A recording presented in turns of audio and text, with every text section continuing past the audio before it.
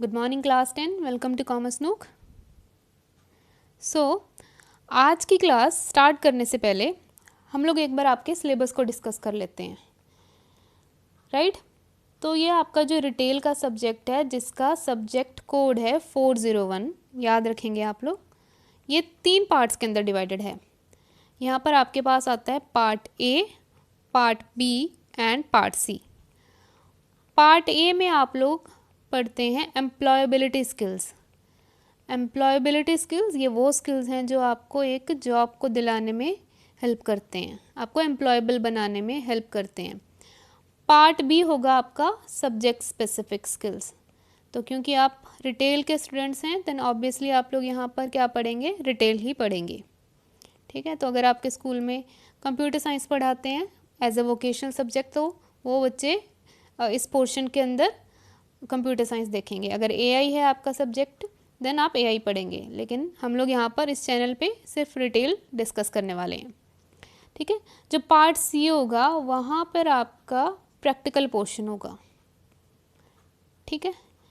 And marks की बात करते हैं तो पार्ट ए में से आपको 10 मार्क्स के क्वेश्चंस आएंगे एंड पार्ट बी में से आपके पास 40 मार्क्स के क्वेश्चंस आएंगे, ठीक है। सो यानी कि आपका ये जो क्वेश्चन पेपर होगा वो 50 मार्क्स का बनेगा। आपका क्वेश्चन पेपर है वो 50 मार्क्स का होगा। 2 आवर्स का आपका एग्ज़ाम होता है रिटेल का।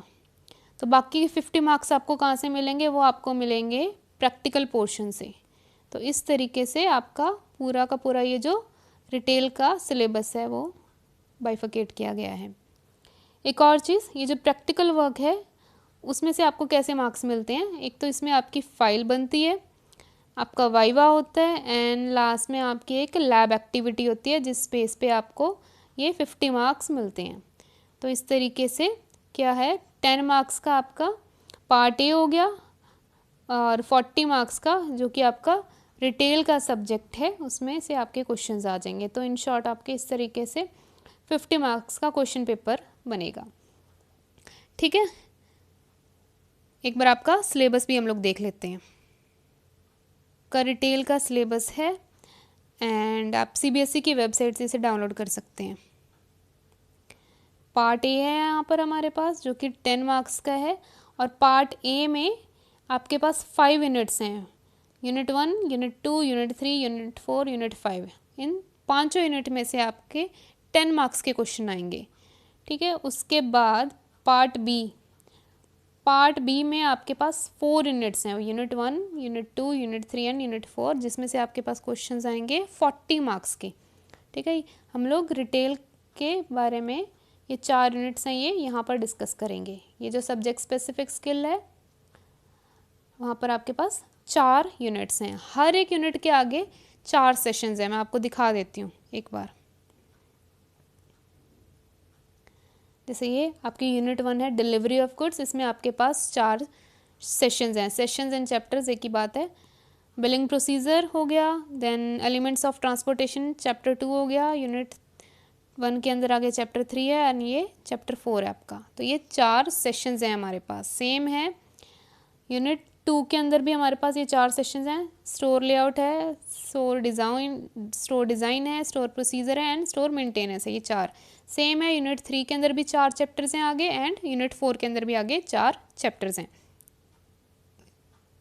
तो आज हम लोग यूनिट 1 स्टार्ट कर रहे हैं जो कि डिलीवरी ऑफ गुड्स है, जिसमें सेशन 1 हम लोग स्टार्ट कर रहे हैं बिलिंग प्रोसीजर।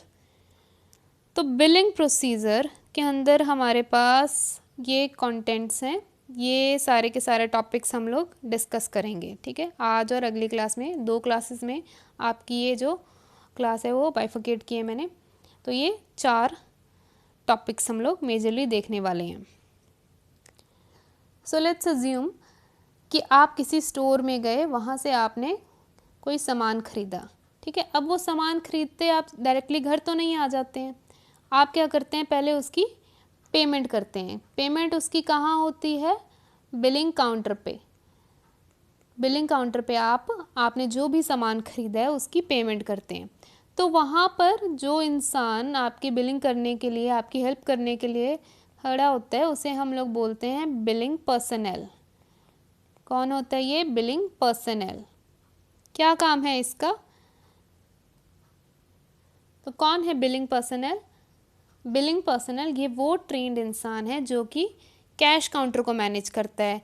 जो भी आइटम्स आएंगे कस्टमर लेकर आता है उनको स्कैन करेगा, देन कस्टमर से पेमेंट को कलेक्ट कर रहा है। तो इन शॉर्ट ये कस्टमर की हेल्प कर रहा है पेमेंट करने में, ठीक है। तो इसका क्या काम है बिलिंग पर्सनल का? ये कस्टमर की हेल्प कर रहा है ताकि वो स्मूथली अपनी पेमेंट कर सके। अब एक चीज़ ध्यान रखो, यहाँ पे वर्ड लिखा है पर्सनल। ये पर्सनल क्या होता है? पर्सनल होता है एम्प्लॉय। दो वर्ड्स होते हैं हमारे पास, एक तो होता है एम्प्लॉयर। एम्प्लॉयर कौन है? जो आपको जॉब देता है। एम्प्लॉय कौन है? जो उसके अंडर काम कर रहा है, ठीक है। तो बिलिंग पर्सनल कौन है? ये वो ट्रेंड इंसान है, यानी कि इसे बिलिंग काउंटर पे काम करना आता है। अनट्रेंड इंसान को आप बिलिंग काउंटर पे नहीं बिठा सकते हो। अगर ऐसे इंसान को बिठा दिया तो वो तो गड़बड़ी करेगा, उसे थोड़ा आता है सारा का सारा सिस्टम को चलाना। तो बिलिंग पर्सनल कौन है? ये वो ट्रेंड इंसान है, ये वो ट्रेंड पर्सनल है जो कि कैश काउंटर को मैनेज कर रहा है। वहाँ पर जितनी भी आइटम्स लेकर आ रहा है कस्टमर उसे स्कैन कर रहा है, देन उसकी पेमेंट को कलेक्ट कर रहा है। अगर कोई रिटर्न आ रहा है तो उसे भी मैनेज कर रहा है। अगर कस्टमर कैश के साथ पेमेंट नहीं करना चाहता है, कार्ड के थ्रू पेमेंट करना चाहता है, देन उसको उस तरीके से वो गाइड कर रहा है, ठीक है। तो एक इन शॉर्ट वो क्या कर रहा है? कस्टमर के शॉपिंग एक्सपीरियंस को सीमलेस बनाने की कोशिश कर रहा है, ठीक है। ये होता है हमारा बिलिंग पर्सनल, ठीक है। ये वो इंसान है जो कैश काउंटर को मैनेज कर रहा है। तो क्या काम है बिलिंग पर्सनल का? सबसे पहले तो वो कैश काउंटर को नीट एंड टाइडी रखेगा, ठीक है। सेकेंड, जितने भी पॉइंट ऑफ सेल के इक्विपमेंट्स हैं वो काम करने चाहिए। ये उसकी जॉब है कि उसको ये देखना है कि जितने भी कैश काउंटर के ऊपर पॉइंट ऑफ सेल के इक्विपमेंट्स पड़े हैं वो ठीक से काम करें। अब ये पॉइंट ऑफ सेल के इक्विपमेंट्स कौन से होते हैं? ये आपका हो गया बार कोड रीडर, हो गया आपकी वो जो कार्ड की स्वाइप मशीन होती है वो हो जाएगी। ये जो आपका कंप्यूटर होगा वहाँ पे पड़ा हुआ, उसे ये सब चीज़ें क्या है? ये आपके पॉइंट ऑफ सेल इक्विपमेंट्स के अंदर आ जाएंगी। आगे इसे हम लोग थोड़ा डिटेल में देखने वाले हैं। अभी के लिए इतना याद रखो, पॉइंट ऑफ सेल इक्विपमेंट्स वो इक्विपमेंट्स हैं जो कि आपकी हेल्प कर रहे हैं कोई जब आपका सामान बेचा जा रहा है, यानी कि ये वो इक्विपमेंट्स हैं जो आपके सेलिंग में हेल्प कर रहे हैं, कोई सामान को बेचने में हेल्प कर रहे हैं। तो फॉर एग्ज़ाम्पल आपके कार्ड स्वाइपिंग मशीन होगी, बार कोड रीडर हो गया, रिसीट प्रिंटर्स हो गए। ये सब आपको कब ज़रूरत पड़ती है इन सब चीज़ों की? जब कस्टमर एक्चुअल में सामान खरीद रहे हैं। तो सेलिंग के वक्त जो इक्विपमेंट्स आपकी हेल्प कर रहे हैं वो आपके पॉइंट ऑफ सेल इक्विपमेंट्स हो जाते हैं, ठीक है। तो हम लोग इसके बिलिंग पर्सनल के रोल्स एंड रिस्पॉन्सिबिलिटीज़ को डिस्कस कर रहे थे। पहला क्या था? Cash counter neat and tidy रखने का काम है उसका। दूसरा है कि पॉइंट ऑफ सेल इक्विपमेंट ठीक से काम कर रहे हैं या नहीं कर रही है, ये इस बात की इंश्योरिटी कौन ले रहा है? बिलिंग पर्सनल ले रहा है। देन वो ये देखेगा क्यू मैनेजर्स हैं ये सारे के सारे प्रॉपरली प्लेस्ड हैं या नहीं है, ठीक है, ताकि क्राउड को आप ठीक से मैनेज कर पाओ। क्यू मैनेजर्स कौन से होते हैं? ये वो हैं जो ये इंश्योर करते हैं कि सारी ये जो लाइंस हैं आपकी बन रही है, जो क्यूज़ बन रही हैं वो प्रॉपरली बनी रहें, कस्टमर उस लाइन से बाहर ना निकलें, इसलिए वो आप उसे सेटअप इसी तरीके से करते हो। बेसिकली एक लाइन में सभी खड़े रहें, इसलिए आपके क्यू मैनेजर्स होते हैं। Then any return from customers are sent back to store shelf. तो अगर कोई स्टोर के अंदर कोई कस्टमर आपको सामान रिटर्न करके चला जाता है तो आप वो सामान वापस से स्टोर के अंदर जो स्टोर के शेल्फ के ऊपर आप रख दो। ये भी काम किसका है? ये आपके बिलिंग पर्सनल का काम है, राइट। तो ये कुछ हमारे रोल्स एंड रिस्पॉन्सिबिलिटीज़ हैं बिलिंग पर्सनल के।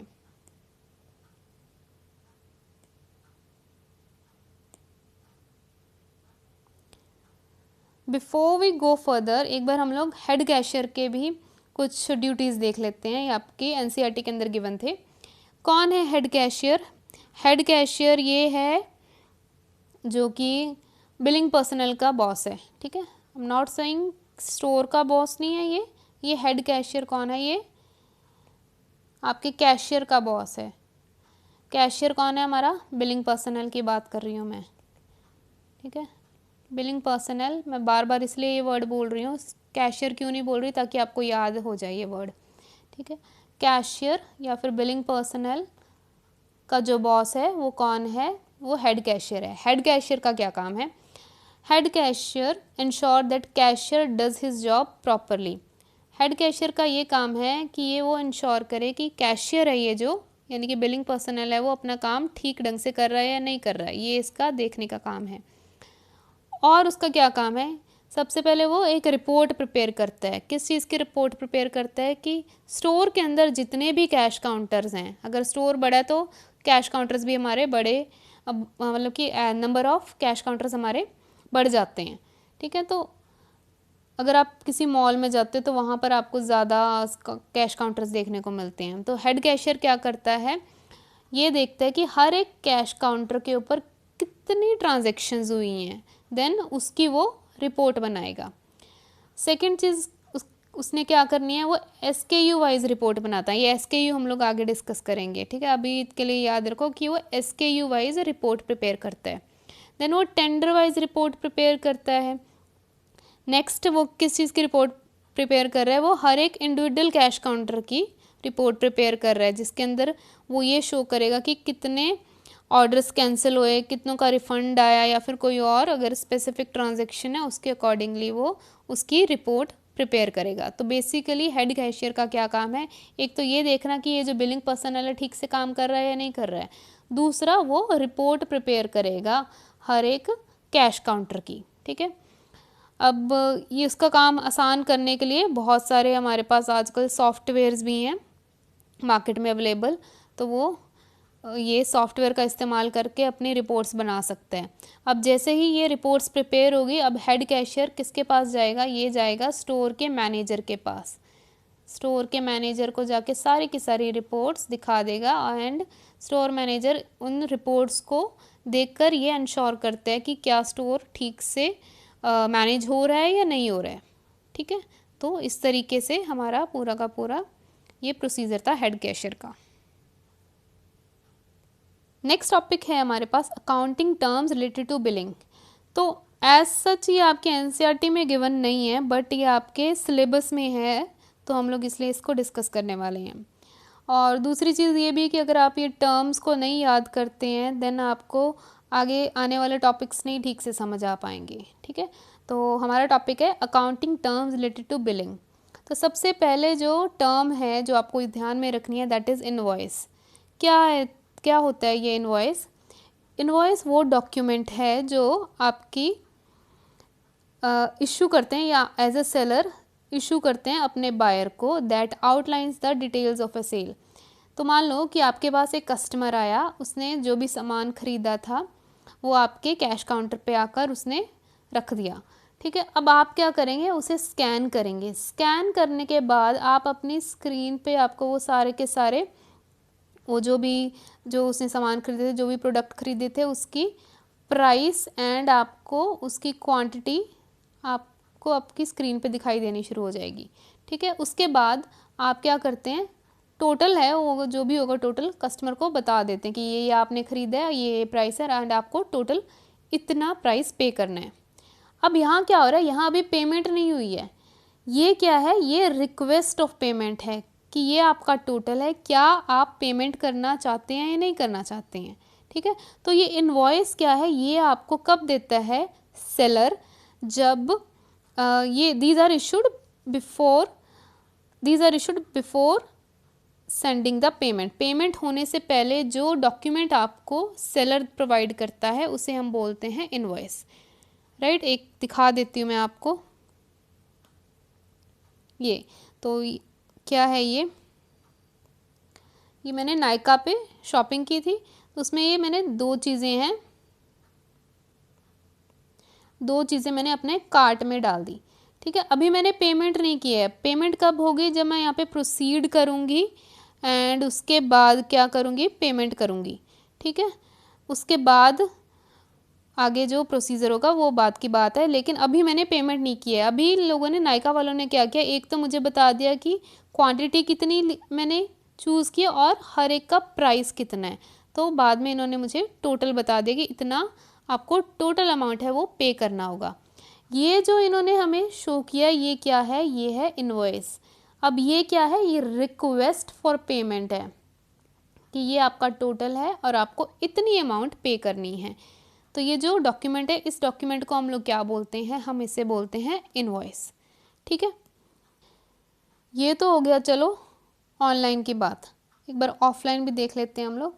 तो अगर आप किसी स्टोर में जाते हैं तो वहाँ पर क्या होगा, जो आपका बिलिंग पर्सनल है वो सारी की सारी सेल्स की डिटेल है वो आपके अपने पीसी में, अपने मॉनिटर में उसे फीड कर देगा, देन कस्टमर को बता देगा कि उसे कितनी अमाउंट पे करनी है। ठीक है, तो ये जो डॉक्यूमेंट वो जनरेट करेगा वो कौन सा डॉक्यूमेंट होगा, वो होगा आपका इनवॉइस। तो आप इसमें देख सकते हो कि कस्टमर की तरफ भी एक स्क्रीन लगी हुई है जिससे कि उससे पता चलता रहेगा कि कितनी क्वांटिटी उसने ऐड की है एंड हर एक क्वांटिटी के ऊपर कितना प्राइस है। राइट, तो ये हो गया आपका इनवॉइस। इनवॉइस क्या है, it is a request for payment. अभी पेमेंट नहीं हुई है। अगर पेमेंट हो जाती है उसके बाद क्या होता है, उसके बाद जो आपको डॉक्यूमेंट मिलता है वो होता है रिसीट। ठीक है, आपने देखा होगा जब आप कोई सामान खरीद लेते हो तो एक रिसीट जनरेट होती है, एक डॉक्यूमेंट जनरेट होता है जिसको हम लोग बोलते हैं रिसीट। राइट, ये डॉक्यूमेंट है एंड क्या है इसकी देख लेते हैं हम लोग। It is a document provided to a customer as a proof of payment for goods और सर्विसेज परचेज्ड। तो जो भी सामान कस्टमर ने परचेज किया है उसका क्या प्रूफ होगा, उसका प्रूफ होगा ये हमारी रिसीट है जो। It is issued after the payment has been received. तो जैसे ही कस्टमर पेमेंट कर देता है उसके बाद जो डॉक्यूमेंट हमें प्रोवाइड करते हैं उसे हम लोग बोलते हैं रिसीट। तो it act as a proof of payment. Invoice क्या था, वो आपको रिक्वेस्ट फॉर पेमेंट था और रिसीट क्या है, ये प्रूफ ऑफ पेमेंट है। वैसे नॉर्मल लैंग्वेज में हम लोग दोनों को इंटरचेंजेबली यूज़ कर लेते हैं, बस ये थोड़ा सा डिफरेंस है जो आपको एज ए रिटेल स्टूडेंट आपको पता होना चाहिए। ठीक है, तो रिसीट कब आती है हमारे पास, जब हम लोग पेमेंट कर देते हैं, और इनवॉइस कब आता है, ये जब रिक्वेस्ट फॉर पेमेंट होता है कि हमें टोटल अमाउंट पता चल जाती है जो हमने सामान खरीदा उसका। ठीक है, थर्ड टॉपिक है हमारा, फिर थर्ड कॉन्सेप्ट है point of sale. Point of sale क्या है, it refers to the checkout area where the customer pay for their purchases. Point of sale ये वो चेकआउट एरिया है जहाँ पर कस्टमर, या फिर ये वो लोकेशन है जहाँ पर कस्टमर अपने सामान की पेमेंट कर रहे हैं। ठीक है,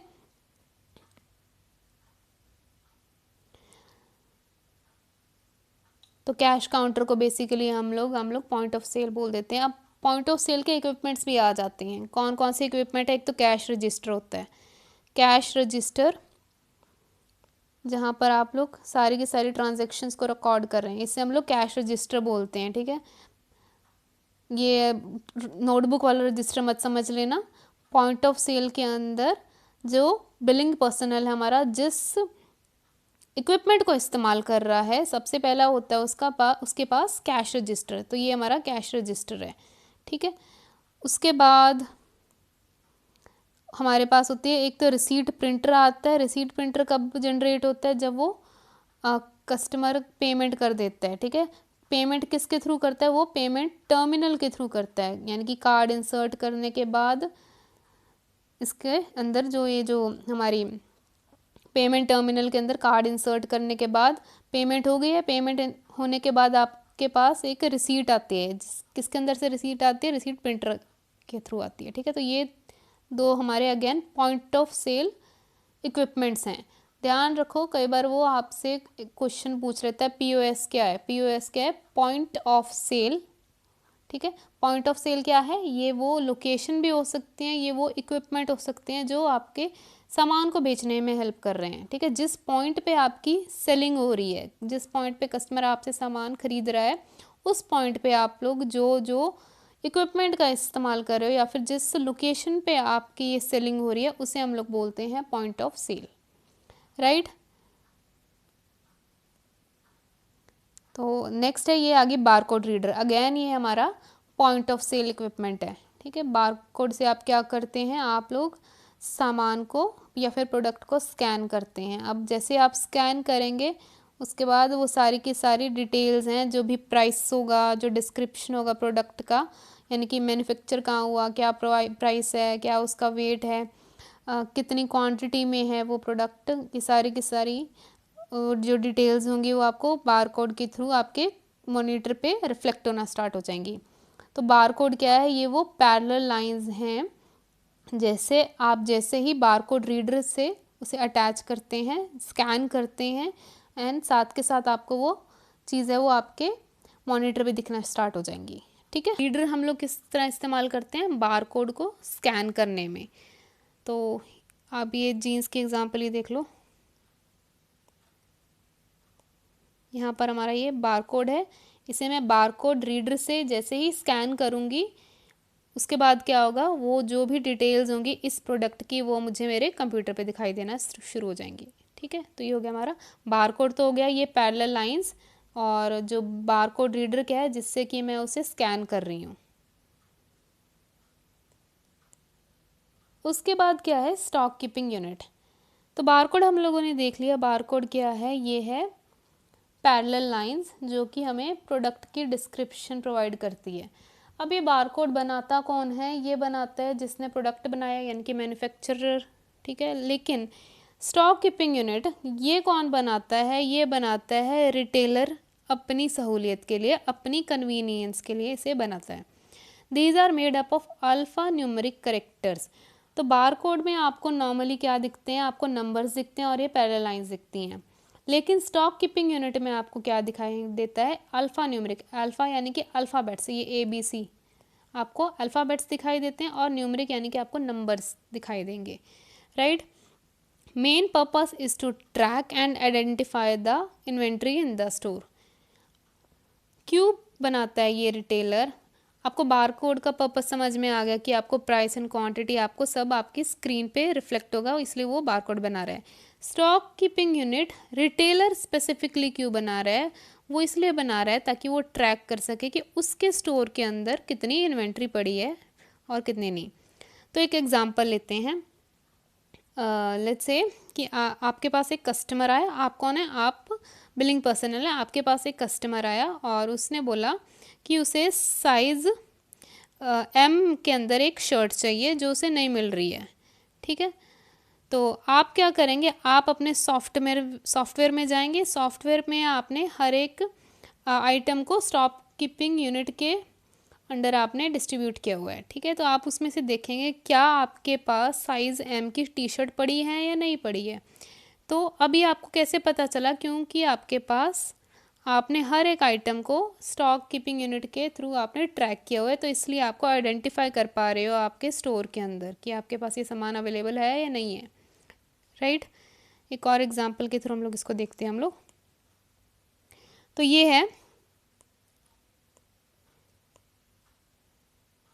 है हमारे पास SKU। तो black T shirt medium size के अंदर हम लोगों ने क्या SKU बनाया है। तो देखो क्या होता है कि अगर मैं ब्लैक टी शर्ट मीडियम लिखती हूँ ना, तो ये बहुत ज़्यादा लेंथी हो जाता है। तो इसके लिए क्या करते हैं रिटेलर्स, क्या करते हैं एक शॉर्ट फॉर्म में SKU बना देते हैं। क्या बनाया, ये तो चलो फिर भी थोड़ा सा बड़ा हो गया, मैं टी शर्ट के लिए TST का इस्तेमाल कर लिया, और ब्लैक कलर में है तो मैंने इसके लिए BLK का इस्तेमाल कर लिया। मीडियम साइज़ में हमारी टी शर्ट तो मैंने M उसके लिए इस्तेमाल कर लिया, 001 इसलिए कोई भी वेरिएंट देने के लिए उसे इस्तेमाल कर लिया। ठीक है, तो ये क्या है, ये SKU है। अब मैं इस SKU के थ्रू क्या कर सकती हूँ, रिकॉग्नाइज कर सकती हूँ कि वो प्रोडक्ट मेरे स्टोर के अंदर अवेलेबल है या नहीं है। अब समटाइम्स क्या होता है कि इतना बड़ा स्टोर होता है, आप हर एक टी शर्ट को ढूंढने के लिए तो नहीं निकल सकते ना कि स्टोर में वो टी शर्ट कहाँ पड़ी है। कई बार कस्टमर उसे चेंजिंग रूम में ही रख कर चला जाता है, या फिर वो आपके स्टोर के गोडाउन में पड़ी होती है तो आपको नहीं मिलती है। तो अगर आपको अपने इन्वेंट्री का ट्रैक अच्छी तरीके से रखना है तो आप स्टॉक कीपिंग यूनिट आपको करनी पड़ेगी। इन्वेंट्री क्या होता है, इन्वेंट्री एक वर्ड होता है इन्वेंट्री, एक होता है गुड्स और एक होता है प्रोडक्ट या फिर स्टॉक। ये वर्ड हम लोग इंटरचेंजेबली यूज़ करते रहते हैं। ठीक है, इन्वेंट्री, गुड्स, प्रोडक्ट सामान एक ही चीज़ है। स्टॉक यानी कि सामान को जब मैं स्टोर कर लेती हूँ उसे मैं स्टॉक बोल देती हूँ, गुड्स ही हो गया एक तरीके से। राइट, तो ये था हमारा स्टॉक कीपिंग यूनिट। किस लिए बनाते हैं, क्या पर्पस है इसका, ताकि मैं अपने स्टोर के अंदर सामान का ट्रैक रख सकूं, सामान को अच्छे तरीके से ट्रैक कर सकूं। नेक्स्ट कंसेप्ट है credit card terminal. Credit card terminal में आप क्या करते हैं, ये वो मशीन है जो कि आपके कस्टमर की हेल्प कर रही है पेमेंट को प्रोसेस करने के लिए। अब तीन तरीके हैं इसमें। एक तो आ जाता है आपके पास मशीन, ये आ जाती है इंसर्ट की, जिसमें कि आप अपना क्रेडिट कार्ड या फिर डेबिट कार्ड दोनों ही इस्तेमाल हो जाते हैं, ठीक है। तो क्रेडिट कार्ड टर्मिनल का मतलब ये नहीं है कि सिर्फ क्रेडिट कार्ड ही जा रहा है, डेबिट कार्ड भी जाता है उसमें, ठीक है। तो ये हो गया एक तरीका जिसमें आप कार्ड इंसर्ट कर रहे हैं। इसके अंदर क्या हो रहा है, आप कार्ड को स्वाइप कर रहे हैं, ऊपर से उसके अंदर मशीन के अंदर स्वाइप कर रहे हैं और यहाँ पर आप सिर्फ टैप कर रहे हैं। तो वाईफाई की हेल्प से वो डायरेक्टली ही सामान को आपके कार्ड की जो ट्रांजैक्शन है उसे कैच कर लेगा एंड पेमेंट प्रोसेस हो जाती है। तो ये तीन तरीके की मशीन्स आ जाती हैं हमारे पास क्रेडिट कार्ड टर्मिनल के अंदर।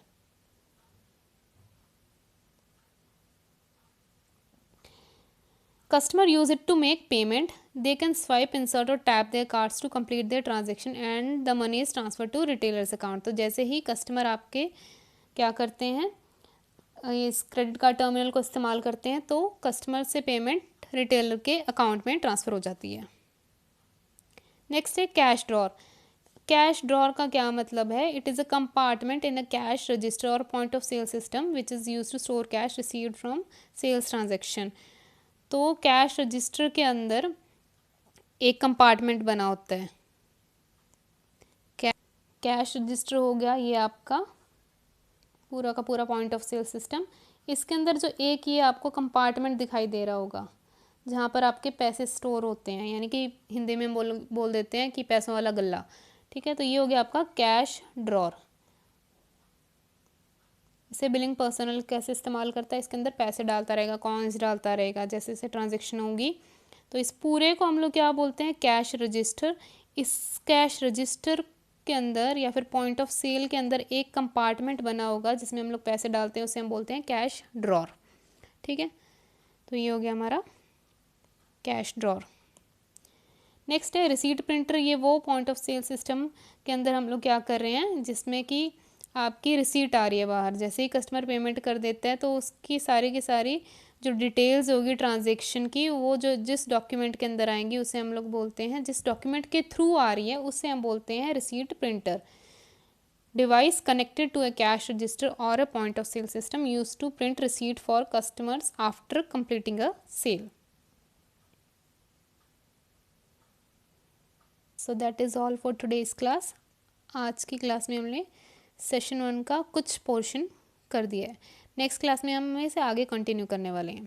सो आई होप कि आज की क्लास आपको क्लियर हो गई हो। इन केस अगर आपका कोई डाउट है तो आप नीचे कमेंट सेक्शन में लिख सकते हैं। See you in the next class. Thank you.